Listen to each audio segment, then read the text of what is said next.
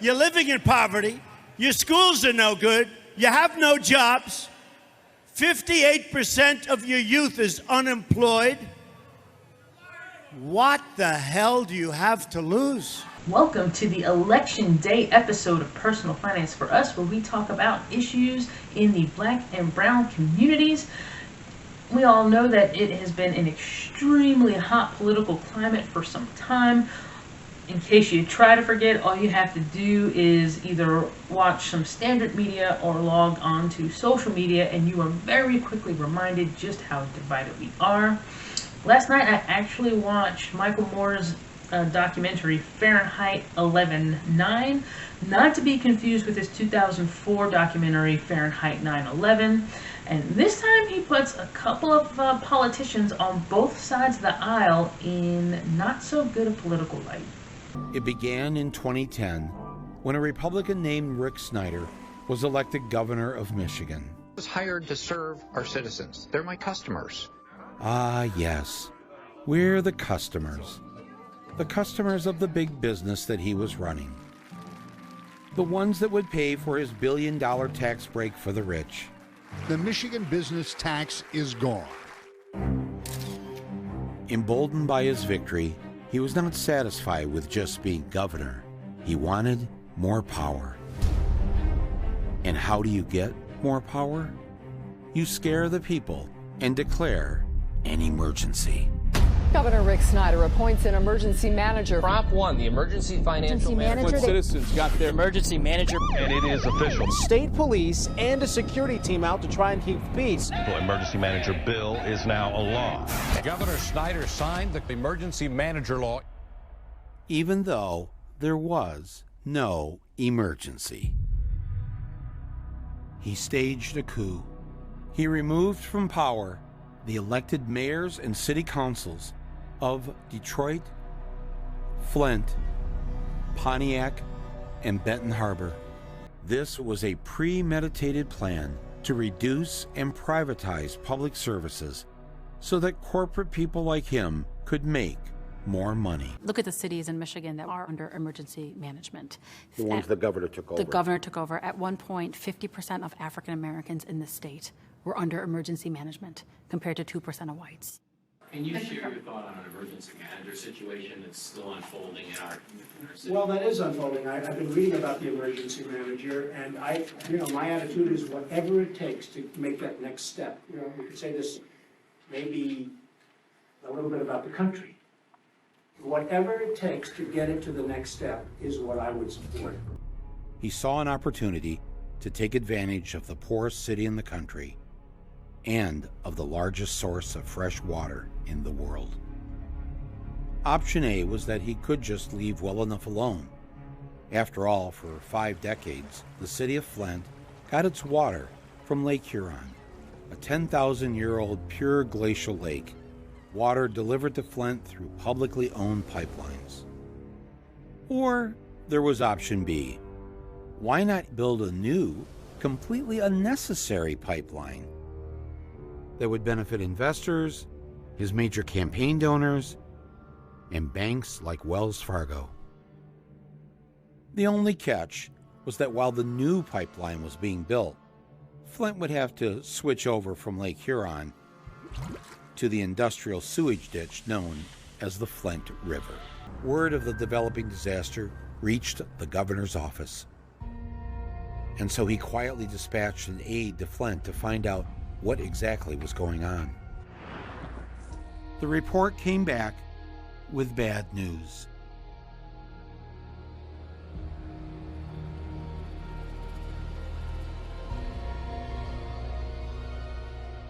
The state investigator recommended switching immediately back to the Lake Huron water. But the governor seemed to have other thoughts, like getting PR people to make the problem go away. Flint's recovery is everybody's responsibility. And I'm going to make sure that responsibility is met. That's why I'm here, to tell you directly that I see you and I hear you.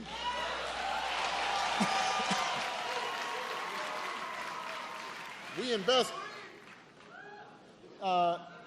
Can I get some water? Come on up here. I want a glass of water. Get a bottle. Bottle water. I want a glass of water. Everybody settle down. This is a feisty crowd. Thank you. I really did need a glass of water. This is not a stunt. What? He wet his lips. He did not drink it. He didn't sip it. He wet his lips. There was an audible gasp in the audience. People were just like absolutely dejected. Why would you do that? I am sure that somewhere when I was 2 years old, I was taking a chip of paint, tasting it, and I got some lead. Yeah, that's like talking about like, well, I didn't wear a seatbelt and I'm fine. It's like, but there were tons of people that died. Backstage, the president, sitting at the table with the criminal governor, decided to perform his stunt all over again. You know, generally I have not been doing stunts here, but, you know. That's not what I expected. That's what Snyder did. Seeing former President Obama pull a stunt like that in front of the people of Flint is just a reminder that we can't rely on these people. If the first black president can pull that stunt in a city like Flint, whose African American population is 57%, then what does that mean for cities like Detroit or Gary? It is imperative that we build wealth in our communities. Wealth is going to be the only thing that gives us real power, because it sure as heck ain't going to come from the Democrats or the Republicans. And the only way to truly do that is with financial education. Another thing about how perspectives change over time. Bobby Rush, member of Congress, said the other day, "I'm ashamed that I voted for the '94 crime bill." You ashamed of that bill? Not at all. And in fact, I drafted the bill, as you remember. I know that. No one should be going to jail because they have a drug problem. They should be going to rehabilitation, not to jail. We should fundamentally change the system, and that's what I'm going to do. But why didn't he do it 4 years ago?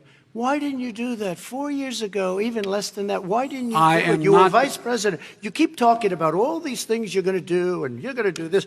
But you were there just a short time ago, and you guys did nothing. And lastly, I'd like to say about that, John F. Kennedy, who's on everybody's grandmother wall, we looked at him as a progressive Democrat, was not in favor of signing the Civil Rights Bill. Lyndon Baines Johnson was a confirmed Dixiecrat. That's right. Right? We knew what he was. He didn't care much for you if you wasn't working for him.